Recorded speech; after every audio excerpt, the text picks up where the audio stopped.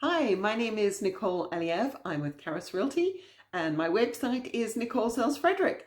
So today I'm going to talk about some of the expenses that you can expect as a home buyer. Now, I typically categorize these into pre-sale and post-sale. So some of the pre-sale expenses are going to be things like your home inspections. Now, in this market, frequently what is happening is you're not getting a full home inspection, but you're getting a partial home inspection, which basically means that you have a home inspector walk through the home with you at the time that you are previewing the home to get a sense of what are some of the things that may or may not be going wrong in the home. Then you could also look at doing a full home inspection, which is where they spend several hours looking at the structural integrity of the home. So they're looking at the walls, the ceilings, the roof, the electrics, the plumbing, the basement and foundation, as well as external factors. And some of those external factors may also mean that you're using external companies like a well and septic company to do testing of the well and the potability of the water, as well as the condition of the septic and the pumping of the septic. So those are some of the inspection fees that you can anticipate. Then comes the time of making the offer. And at this time, you're going to be expected to put down what we call an earnest money deposit.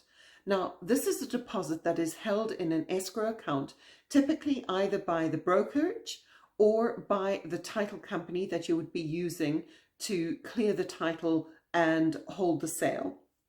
And the earnest money is typically between 1% to 2%.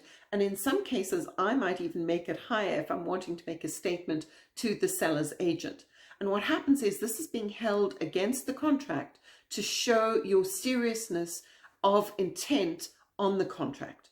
Now, what happens with this money is it does come back to you at the time of closing. However, should you decide to break the contract for any reason, the seller may have good reason to hold that money, and it is then therefore non-refundable. So the earnest money deposit is very serious and should be something that you think about preparing for when you're considering buying a home. Do you have that available? Then it comes to the time of closing. Now here there's several different fees that are going to kick in. You're going to have your brokerage fee. So if you are either on the sell side or on the buy side, there is a small fee that's typically paid to the brokerage, which covers their admin. And what is held within that admin is all the stuff like, the paperwork that they've got to hold for up to 13 years, any legal advice that they might be getting on behalf of your contract should something go into trouble, and for any of the fees related to the technology and the bookkeeping and everything else on the backside in the brokerage.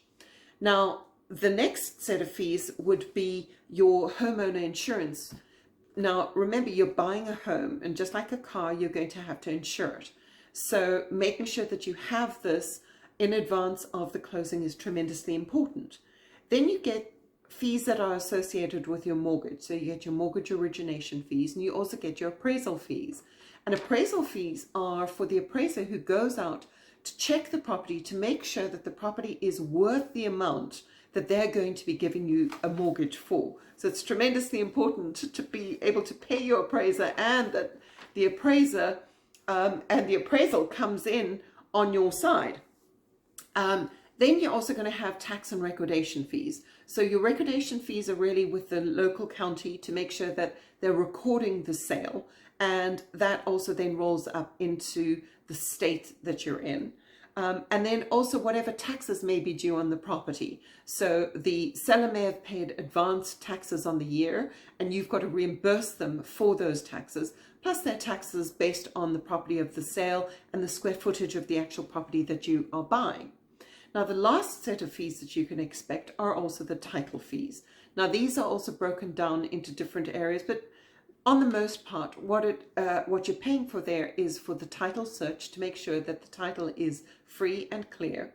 And then you're also paying for title insurance, should you decide to take that up, which I'd highly recommend you do. And if there are any survey costs that you've decided that you're going to go ahead with the survey of the land in advance of the sale.